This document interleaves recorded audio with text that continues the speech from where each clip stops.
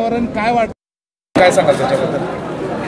शशिकांत शिंदे अतिशय उत्साहानं सामान्य जनता जोरात करायला लागलेली आहे। सकाळपासून मी त्यांच्या रॅलीमध्ये सहभागी आहे। प्रचंड प्रतिसाद त्यांना आहे। आज केळझरला ही सभा सगळ्या डोंगरी भागातल्या सगळ्या लोकांना या ठिकाणी निमंत्रित करून झाली। मोठी सभा झाली। इथल्या लोकसंख्येपेक्षा कितीतरी मोठी संख्येने ही सभा झाली। मला वाटतं शशिकांत शिंदे 100% मोठ्या मताच्या फरकाने 2 लाखापेक्षा जास्त फरकाने निवडून येतील। उदयनराजेंसारखं एक आव्हान आहे समोर, काय आव्हानाकडे कसं बघतात?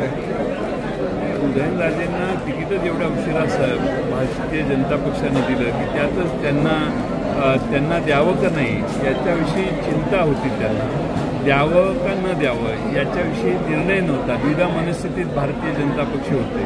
त्यामुळे उदयनराजेंचा त्यातच पराभव झाला असं मला वाटतं। एक नवीन पेच निर्माण झाला। तुतारी आणि तुतारी वाजवणारा माणूस ही 2 चिन्ह वेगळी आहेत, मात्र लोकांची यामध्ये काही गफलत होणार नाही। तुतारी वाजवणारा माणूस आणि तुतारीचं चिन्ह हे वेगळ्या प्रकारचा त्याला चिन्हाचा आकार आहे। तुतारीचा वेगळा आहे आणि जी आहे ती ट्रम्पेट आहे, तिला तुतारी म्हटलं चूक आहे, पण ॲक्च्युली सिम्बॉल हा फक्त सिम्बॉलच येतो EVM मशीनवर, त्यामुळे काही अडचण येणार नाही। शशिकांत शिंदेंवर भ्रष्टाचाराचे आरोप शशिकांत शिंदेंच्यावर केसेस घालण्याचा प्रयत्न चालू आहे। येन प्रकारे त्यांना अडचणीत आणण्याचा प्रयत्न चालू आहे आणि एकदा निवडणूक सुरू झाली की तुम्ही उमेदवारांच्यावर केसेस जर घालायला तर हे चुकीचं आहे आणि त्याचा खरं म्हणजे जास्त रिॲक्शन या लोकसभा मतदारसंघात येईल आणि आणखीन चिडून लोक शशिकांत शिंदेंना निवडून येणार ते 3 लाखांनी।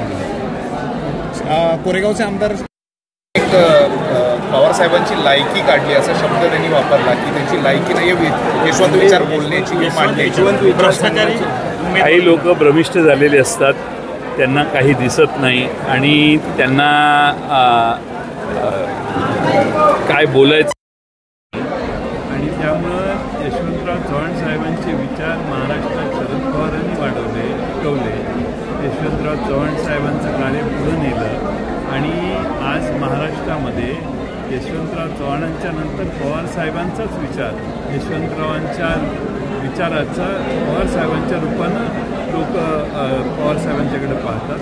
त्यामुळं पवार साहेबांच्या यशवंतराव चव्हाण साहेबांच्या विचारावर बोलण्याचा अधिकार हा शरद पवार साहेबांचाच आहे आणि ह्या शिंदेंचा नाही आहे। आपण जे काय हे शिंदेंचं नाही आहे। धन्यवाद।